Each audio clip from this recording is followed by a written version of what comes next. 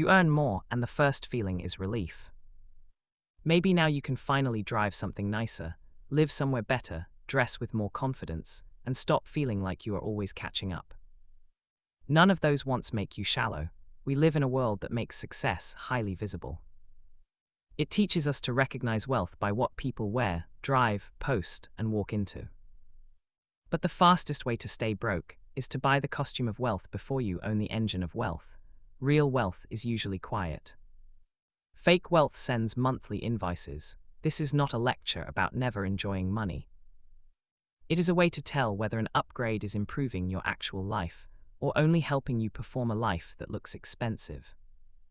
The costume is anything bought mainly to signal that you have arrived. It can be a logo, a lace, a restaurant habit, or the pressure to keep pace with people whose full financial picture you cannot see. The engine is less photogenic. It is cash you can reach, debt you are reducing, assets you are building, skills that raise your options, and a monthly life that does not collapse when one good month disappears. Status spending is powerful because it does not feel like status spending. It feels like belonging, reward, safety, romance, professionalism, or proof that your hard work meant something. Comparison makes an ordinary life feel behind schedule. The problem is that you can see someone else's upgrade, but not their loan, family help, credit balance, income volatility, or private stress. That creates a terrible scoreboard. You compare your complete financial reality with somebody else's highlight reel. Then you spend to close a gap that may not even be real. Try a better definition of rich, having enough room to make a decision without panic. That may mean a modest car, a plain jacket, and the ability to say no when life suddenly changes. Looking rich gets attention, being secure buys time. Time to leave a bad job, absorb a repair, help a family member, retrain, move, rest, or wait for a better opportunity. The danger is rarely one dramatic purchase. It is when a visible upgrade becomes your new minimum. Once it feels normal, stepping back can feel embarrassing even when it would restore your breathing room. A nicer car may be useful, reliable, or deeply enjoyable. But it also deserves the full question. Does it solve a real transport problem, or does it mostly solve the fear of being seen in the old one? There is a difference between choosing reliable transport and choosing a vehicle that stretches your life around its image. The first can protect your income. The second can make a normal repair feel like a threat. A better home can create safety and calm. It can also turn every month into a performance review of your income. Comfort is valuable. A payment that removes all flexibility is expensive in a different way. Status does not always arrive in a luxury showroom. It can hide in premium defaults, the version that feels too awkward to cancel because it has become part of the person you think you should be. Sometimes the pressure is social. You may be paying for the version of friendship that happens in expensive places. Real friends can survive a cheaper plan, a relationship that cannot may be charging more than a dinner bill. Before an upgrade, ask, if nobody could see this, would I still want it? A yes does not make the choice automatically affordable, but it is a strong clue that the value may be real. Think privately about your last meaningful upgrade.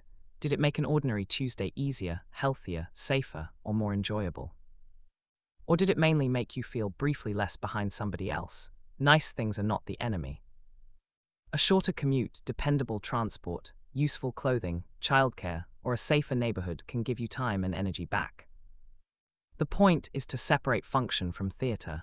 Useful upgrades leave evidence in your day. They save time, lower friction, improve health, or remove a repeated problem. Image upgrades usually need an audience, and their benefit fades the moment the attention does. Use the proof test. An upgrade needs to solve a real problem, remain valuable when no one notices, and fit an ordinary month, not only the month where income, overtime, and optimism are unusually high. Run the cost through a boring month. If the upgrade only works when everything goes right, it is not a reward yet. It is a future source of pressure, wearing a polished finish. Also check what the upgrade does to your buffer. A purchase can be technically affordable and still be badly timed if it leaves no room for repairs, health costs, a work gap, or a quiet season. Give image-heavy purchases a 30-day delay when you can. the pause is not punishment.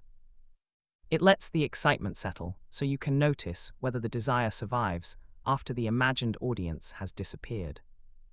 For some upgrades, borrow the experience before buying the obligation. Rent it, try it, visit it, or use the premium version briefly.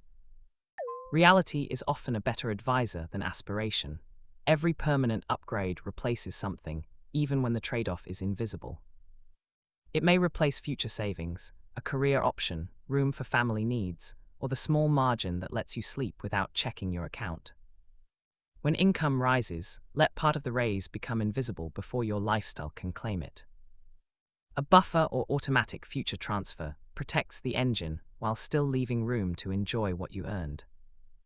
Give new money jobs before it gets a public image. Some can strengthen resilience, some can build a future choice. Some can be spent with pleasure now, without pretending every dollar has the same job. The engine does not need to feel dramatic.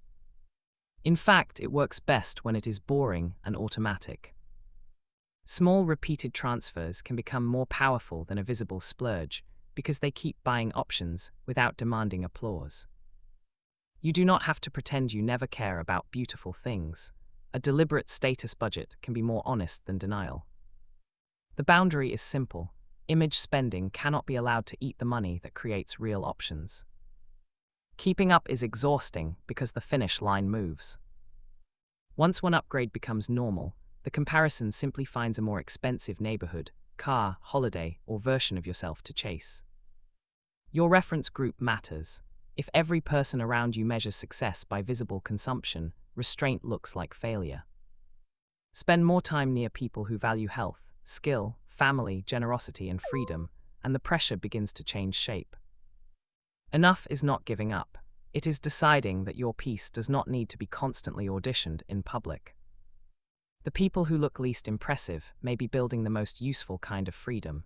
Tonight, write down one upgrade you want. Under it, list what problem it solves, what it costs in an ordinary month, and whether you would still choose it in private. Then find one visible cost you can pause, reduce, or refuse. You are not trying to erase joy. You are proving to yourself that your lifestyle serves your goals, rather than demanding your loyalty. When you reduce a status cost, keep the win visible. Redirect the difference to your buffer or a future goal, instead of letting it disappear into another upgrade. That turns one choice into proof that you can build your own standard. The real flex is not making everyone assume you are wealthy. It is having enough room to handle a surprise, change direction, and enjoy your life without needing every future paycheck to cooperate. Use this blueprint. Prove the upgrade helps your real life, test it against an ordinary month, then protect your savings and flexibility before making it permanent. That is how you enjoy more without becoming easier to trap. Buy what makes your life better, not what makes your life look expensive. Build the engine before the costume. Subscribe for more calm, practical wealth growth breakdowns like this.